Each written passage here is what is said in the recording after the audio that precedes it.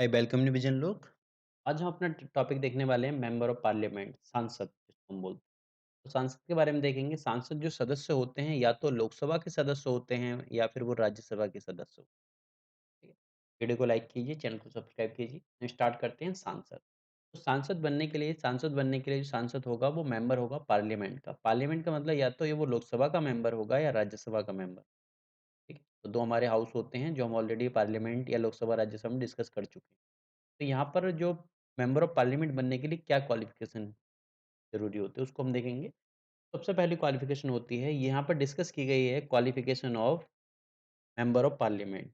ये बताया गया है आर्टिकल 84 में कि कौन पर्सन है जो क्वालीफाई हो सकता है पार्लियामेंट का मेंबर बनने के लिए। मेंबर ऑफ पार्लियामेंट है एमपी या सांसद बनने के लिए। सबसे पहले जाती है he must be A citizen of India.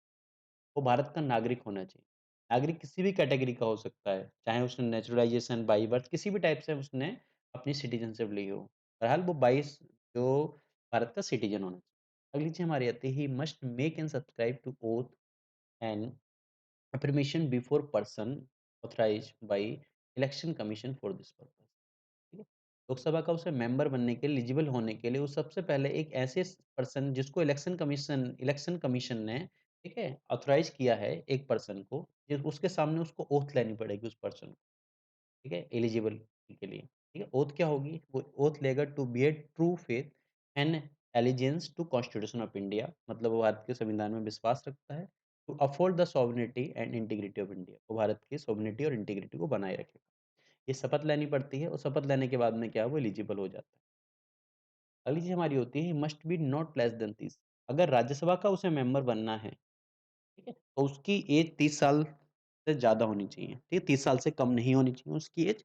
और अगर उसे लोकसभा का मेंबर बनना है, तो उसकी एज 25 ईयर होनी चाहिए मिनिमम, ठीक है? तो लोकसभा का मेंबर बनने के लिए, लोकसभा से उसको सांसद बनने के लिए उसकी मिनिमम एज 25 ईयर चाहिए, 25 साल। और राज्यसभा का उसको मेंबर बनने के लिए जो उसकी एज चाहिए होगी 30 ईयर एज चाहिए। He must post other qualification prescribe by parliament. ठीक है? अगली चीज़ हमारी 84 के अंदर आती है, यहाँ पर बताया गया है कि पार्लियामेंट कोई भी अदर क्वालिफिकेशन दे सकता है, बता सकता है कि उसकी और क्या क्वालिफिकेशन होनी चाहिए। जैसे पार्लियामेंट में एक कानून बनाया है, रिप्रेजेंटेशन ऑफ पीपल एक्ट 1951। यहाँ पर बताया है कि क्वालिफिकेशन क्या चाहिए होगी। ठीक है? जो हमारा मेंबर ऑफ पार्लियामेंट है, उससे बनने के लिए जो पीपल्स ऑफ रिप्रेजेंटेशन एक्ट 1951 में बताया है कि he must be a resistor एथ इलेक्टोरल और पार्लियामेंट्री कॉन्स्टिट्यूएंसी। तो वो पर्सन अपनी पार्लियामेंट कॉन्स्टिट्यूएंसी से एज ए वोटर रजिस्टर होना चाहिए। ऐसा नहीं कि वो वोटर है ही नहीं और फिर भी वो पार्लियामेंट मेंबर ऑफ पार्लियामेंट बनने के लिए एलिजिबल हो। तो उसको सबसे पहले क्या होगा, अपनी कॉन्स्टिट्यूएंसी से अपना इलेक्टर बनना पड़ेगा उसको। अगली चीज़ होती है कि जैसे अगर कोई पर्सन है जो रिजर्व सीट पे, जो हमारी एससी और एसटी कम्युनिटी के लिए जो उसको सीट रिजर्व होती है लोकसभा के अंदर, तो उसके लिए एससी या एसटी कम्युनिटी का ही वो पर्सन है जो उन रिजर्व सीटों पर अपना इलेक्शन लड़ सकता है। तो उसी पर्सन को क्या करते हैं हम यहाँ पर, उसी पर्सन को यहाँ पर हम कैंडिडेट बना सकते हैं जो एससी या एसटी कम्युनिटी का, अगर वो सीट रिजर्व है तब।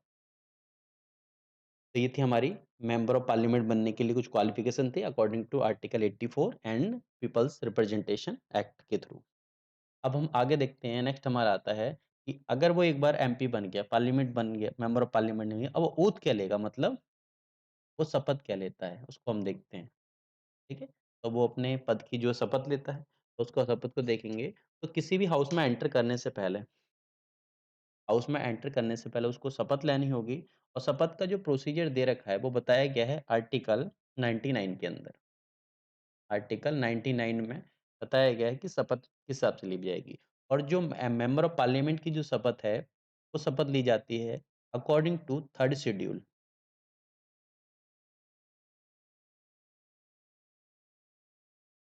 थर्ड शेड्यूल जो जो कॉन्स्टिट्यूशन का थर्ड शेड्यूल है, यहाँ पर बताया है कि क्या ओथ ली जाएगी। तो थर्ड शेड्यूल में जो ओथ मेंशन है मेंबर ऑफ पार्लियामेंट बनने के लिए, वो उसको ओथ लेनी पड़ेगी।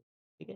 हाउस में एंटर करने से पहले हर पर्सन को ओथ लेनी पड़ेगी बिफोर प्रेसिडेंट, मतलब प्रेसिडेंट के सामने उसको ओथ लेनी पड़ेगी। अगर प्रेसिडेंट नहीं है, तो प्रेसिडेंट ओथ दिलाने के लिए किसी अदर पर्सन को अपॉइंट कर सकता है। जनरली प्रेसिडेंट किसी अदर पर्सन को अपॉइंट ही करता है। इसमें अधिकतर में प्रिसाइडिंग ऑफिसर ही होते हैं। ठीक है? जिनको प्रेसिडेंट अपॉइंट करता है कि आप इनको शपथ दिलाइए। तो जो एमपी है, जो मेंबर ऑफ पार्लियामेंट, वो क्या शपथ लेता है? वो शपथ लेता है true and faith allegiance to constitution of India, uphold the sovereignty and integrity of India, to faithfully discharge the duty upon which he is about to enter. अपने ऑफिस में एंटर करने के बाद में वो अपनी कंप्लीट ड्यूटी को perform करेंगे। ये शपथ ली जाती है किसी भी मेंबर ऑफ पार्लियामेंट से, अगर वो पार्लियामेंट बन जाता है तब। अगर कोई पर्सन शपथ नहीं लेता है, मतलब a person liable to penalty, तो उसके ऊपर क्या करेगी? अगर वो हाउस की प्रोसीडिंग के अंदर एंटर कर जाता है, मतलब उसने शपथ नहीं ली, या फिर उसकी अलग-अलग कंडीशन आती हैं, तो उसके ऊपर क्या होगा? ₹500 पर डे का उसके ऊपर फाइन लगेगा। ये मेंशन किया गया है आर्टिकल 104 के अंदर। आर्टिकल 104 में बताया है कि अगर कोई पर्सन एलिजिबल नहीं है, अब एलिजिबल की क्या कंडीशन होगी? जो लोकसभा या राज्यसभा में बैठने के लिए एलिजिबल नहीं है और फिर भी वो उस लोकसभा या राज्यसभा में बैठता है, तो उसके ऊपर 500 पर डे का क्या होगा? फाइन होगा। अब उसके पीछे क्या-क्या कंडीशन आती हैं? पहली चीज़, अगर वो उसने कोई शपथ नहीं ली है, ठीक है? अगर उसने शपथ नहीं ली और बिना शपथ के वो लोकसभा या राज्यसभा में बैठता है, तब उसके ऊपर ₹500 पर डे का फाइन लगेगा। अगर उसे ये पता है कि वो जो लोकसभा या राज्यसभा उसके लिए डिस्क्वालिफाइड है, या फिर क्वालिफ़ाइड नहीं है, ठीक? उसका मेंबर बनने के लिए वो क्वालिफ़ाइड नहीं है, लेकिन फिर भी वो उसके लोकसभा या राज्यसभा में बैठता है, ये मान के कि मेंबर हूँ, तब उसके ऊपर ₹500 पर डे का फ़ाइन होगा। या फिर अगर उसको मना किया गया है, इसको प्रोहिबिटेड कर दिया गया है हाउस से, ठीक? हाउस में उसकी एंट्री को बंद कर दिया गया है कि अब इस एंटर नहीं कर सकते, हाउस से उसको बाहर कर दिया गया है, लेकिन फिर भी वो अगर हाउस के अंदर बैठता है या वोट करता है, तब भी उसके ऊपर अकॉर्डिंग टू आर्टिकल 104 के अकॉर्डिंग क्या होगा? उसके ऊपर फ़ाइन लगेगा। हमारी अगली चीज़ आती हैं कि salaries. MP member of parliament होते हैं, उन्हें सैलरी अलाउंस क्या मिलते हैं? तो सैलरी अलाउंस जो हमारे मेंशन किए गए हैं आर्टिकल 106, यहाँ पर बताया गया है सैलरी। अब सैलरी वही मिलती है जो पार्लियामेंट डिटरमाइन करती है, मतलब पार्लियामेंट जो डिसाइड करेगी वो सैलरी मिलती है, ठीक है? लेकिन यहाँ पर जो किसी भी टाइप की पेंशन का प्रोविज़न कॉन्स्टिट्यूशन में पहले नहीं था। ठीक है? लेकिन पार्लियामेंट में उनको पेंशन भी प्रोवाइड की जाती है और अलग-अलग टाइप के अलाउंस भी प्रोवाइड किए जाते हैं, ठीक है? नंबर ऑफ अलाउंस प्रोवाइड किए जाते हैं और सैलरी भी उन्हें उनको प्रोवाइड की जाती है, ठीक है? जो उसको डिसाइड किया जाता है पार्लियामेंट के द्वारा। पार्लियामेंट के पास पावर है अकॉर्डिंग टू आर्टिकल 106 के अकॉर्डिंग, ठीक है? सैलरी एंड अलाउंस मेंबर के लिए डिसाइड करने का। तो ये था हमारा मेंबर ऑफ पार्लियामेंट, उसके क्वालिफिकेशन, उसकी oath and salary and allowance हमने देखा। वीडियो को लाइक कीजिए, चैनल को सब्सक्राइब कीजिए। Thank you everyone.